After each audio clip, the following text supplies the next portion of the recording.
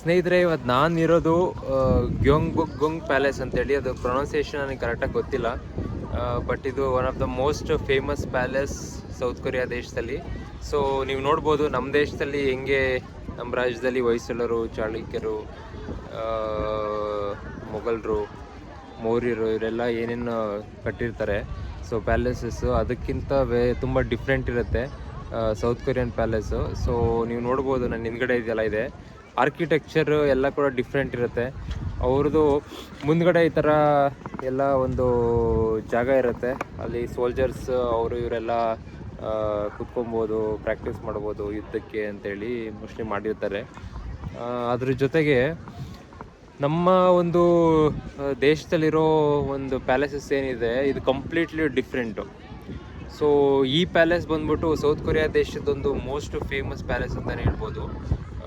So ಒಂದು ಅವ್ರ south Korea ದೇಶದ ಒಂದು ಹೆರಿಟೇಜ್ ಕಲ್ಚರ್ನ ಒಂದು ಡೆಪಿಕ್ಟ್ ಮಾಡುತ್ತೆ. ಸೊ ಅದಕ್ಕೆ ಇದು ತುಂಬ ಜನ ಬರ್ತಾ ಇರ್ತಾರೆ ಇಲ್ಲಿ.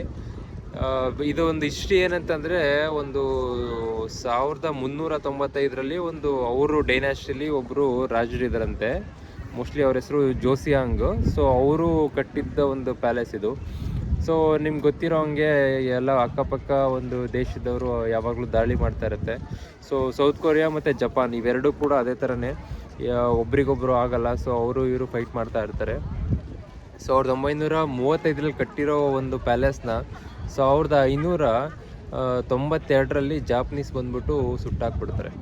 ಸೊ ಸುಟ್ಟಾಕಿದ್ಮೇಲೆ ಇವರಿಗೆ ಭಾಳ ಒಂದು ತೊಂದರೆ ಇರುತ್ತೆ ಜಪಾನೀಸಿಂದ. ಯಾವಾಗಲೂ ಇನ್ವೇಷನ್ ಮಾಡ್ತಾನೆ ಇರ್ತಾರೆ, ಜಪಾನೀಸು ಬಂದ್ಬಿಟ್ಟಿರುತ್ತೆ, ಮೇಲೆ ದಾಳಿ ಮಾಡ್ತಾನೆ ಇರ್ತಾರೆ. ಸೊ 1910ರಲ್ಲಿ ಮತ್ತೆ ದಾಳಿ ಮಾಡ್ತಾರೆ ಜಾಪನೀಸು, ಮತ್ತೆ ಡಿಸ್ಟ್ರಾಯ್ ಮಾಡ್ತಾರೆ.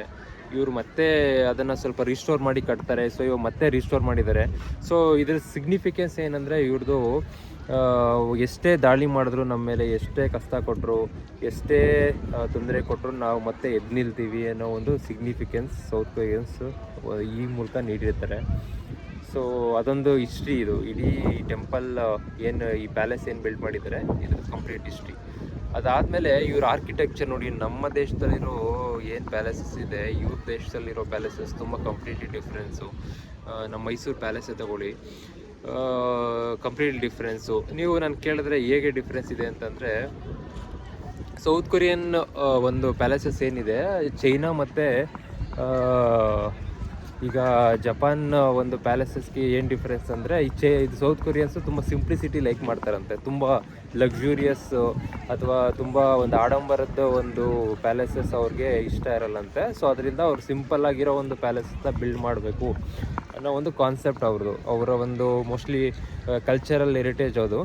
ಸೊ ನೀವು ನೋಡ್ಬೋದು ನನ್ನ ಹಿಂದ್ಗಡೆ ಇರೋ ಪ್ಯಾಲೇಸಸ್ಸು ಏನಿದೆ ಇದು ಪ್ಯಾಲೇಸು. ಸೊ ಇದರಲ್ಲಿ ಈ ಒಂದು ಟೋಪಿ ಥರ ಒಂದು ಲೈಕ್ ಚಾವಣಿಗಳಿದೆ ನೋಡಿ, ಒಂದು ಮೇಲ್ಗಡೆ ಟೋಪಿ ಥರ. ಸೊ ಇದು ಒಂದು ಅವರು ರಾಜರ ಸ್ಟೇಟಸ್ ಸಿಗ್ನಿಫೈ ಮಾಡುತ್ತೆ ಅಂತ ಒಂದು ಲೈಕ್ ಇದು ಪ್ರತೀತಿ. ಅದಾದಮೇಲೆ ಇದ್ರ ಮುಂದ್ಗಡೆ ಇದೆ ನೋಡಿ. ಸೊ ಇದ್ರ ಮುಂದ್ಗಡೆ ಇರೋದು ತುಂಬ ಜಾಗ ಇದೆ. ಸೊ ಈ ಜಾಗದಲ್ಲಿ ಎಲ್ಲ ಸೈನಿಕರು ಇರ್ತಾರೆ.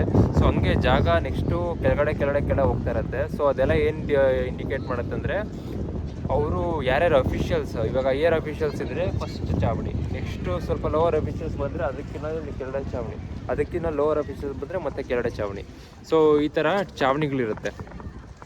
ಅದಾದಮೇಲೆ ಸೊ ನಾನು ನಿಮಗೆ ಒಳಗಡೆ ತೋರಿಸ್ತೀನಿ.